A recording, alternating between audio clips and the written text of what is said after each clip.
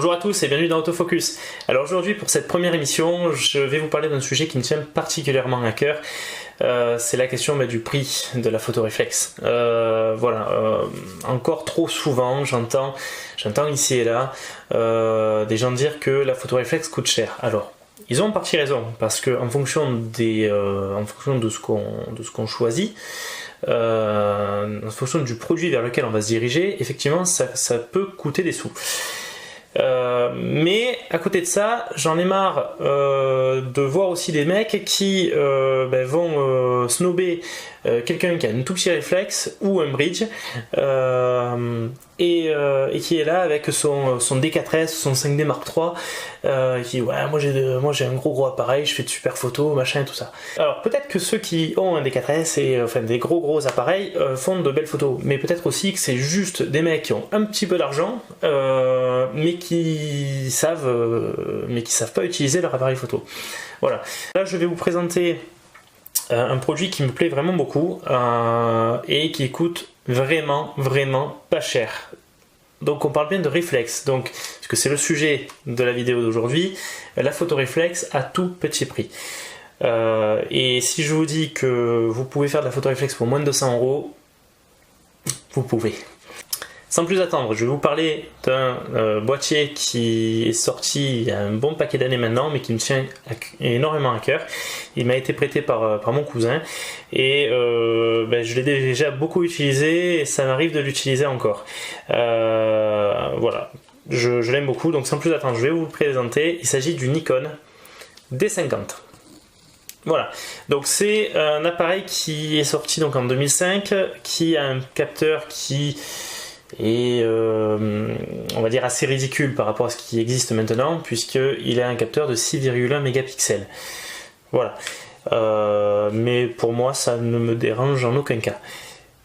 Après voilà, ce qu'il a c'est que, et là je pense que c'est un rapport quand même, parce que ça joue quand même un petit peu, voire beaucoup, c'est que du coup sa sensibilité ISO est relativement faible, puisqu'il a une sensibilité de 200 à 1600, en sachant qu'à 1600 la dégradation de l'image est vraiment monstrueuse, donc vraiment à éviter. Gros maximum 800, mais vraiment gros maximum. Voilà, donc je pense que oui, effectivement ça joue, le nombre de pixels joue également sur la sensibilité, puisque plus un capteur reçoit de pixels, plus le bruit va être fin, donc bon voilà, donc je pense qu'effectivement ça joue. Mais bon, ça n'empêche pas, hein, vous pouvez faire de très belles photos avec ça. Et voilà, aujourd'hui, vous le retrouvez à moins de 100 €. Moins de 100 €, un réflexe, c'est rien du tout. Alors évidemment d'occasion, ça fera peut-être l'objet d'une prochaine vidéo, hein, les risques d'acheter de l'occasion. Mais voilà, pour moins de 100 €, vous pouvez acheter un boîtier. Alors, sans leur faire de pub, mais bon, pour les citer quand même, vous pouvez avoir des sociétés comme Cache Express, Easy Cache, enfin tout ça, où vous allez retrouver un boîtier avec un objectif kit autour des 180 €. 180 €, c'est que dalle. Comme je vous disais au début de la vidéo, l'appareil photoréflexe à moins de 100 €, c'est possible. Voilà, donc l'idée c'est que là on a un objectif kit. Donc c'est je lève le pare-soleil, c'est le 18-55, hein, donc vous pouvez très bien l'acheter. Celui-là, il coûte, allez, si admettons vous achetez le D50 nu, 100 € sur internet, je pense que ça se trouve facilement. J'en ai vu d'ailleurs sur le Bon Coin dans ces prix-là. Mais sur le Bon Coin, j'ai vu les 18-55. Autour des 80 €. J'en ai même vu à 55 €. Donc, à voir, il faut tester, il faut regarder l'état général de la marchandise. Mais voilà, vous pouvez avoir votre premier appareil photo pour pas cher du tout.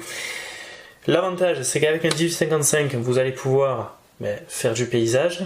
Donc vous avez un angle qui est quand même relativement grand. On n'est pas sur de l'ultra grand angle, mais c'est quand même largement suffisant pour faire de la photo de paysage. Et vous pouvez zoomer donc jusqu'à 55 mm, donc vous allez pouvoir commencer à faire du portrait, ce genre de choses. Voilà. Par contre, l'inconvénient qu'il a, c'est qu'il n'est pas très lumineux. Donc il a une ouverture, la plus grande ouverture qu'il a c'est 3,5, donc c'est pas lumineux.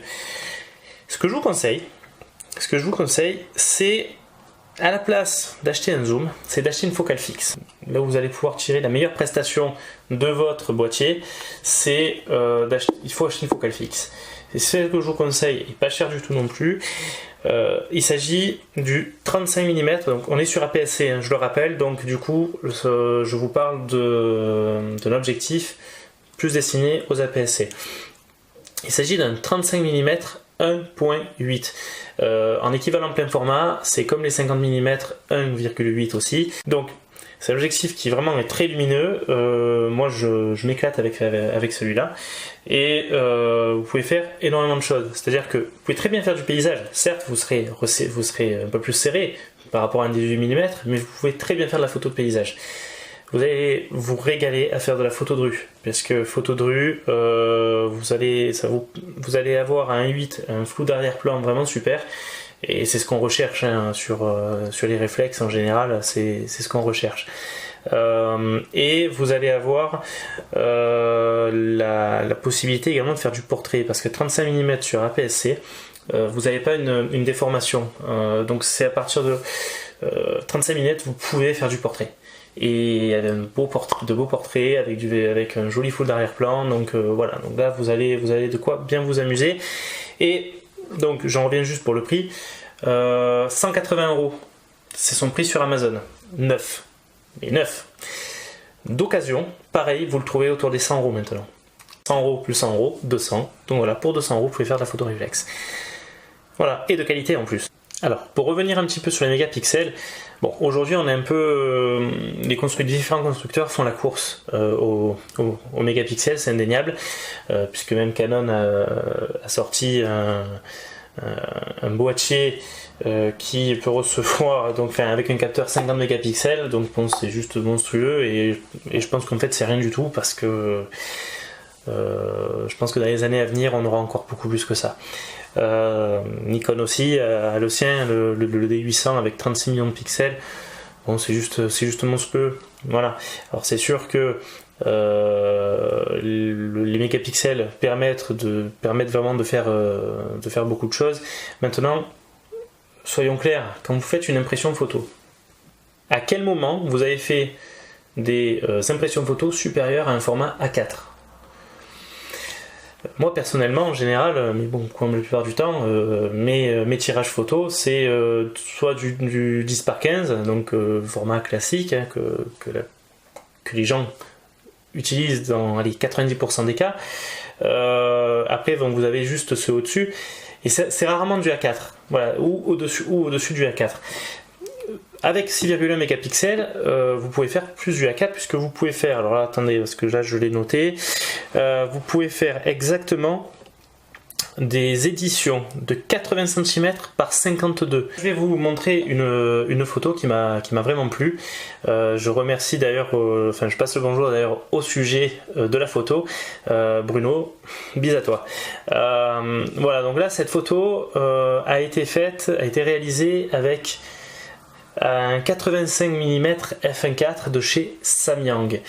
Alors je sais, je vous ai parlé de 35 mm et autres, sauf que les photos que j'ai faites avec me sont vraiment très personnelles, donc je veux pas les diffuser, mais voilà, je vous montre, voilà, ça a été fait avec une optique de qualité, donc privilégiez toujours l'optique à votre boîtier.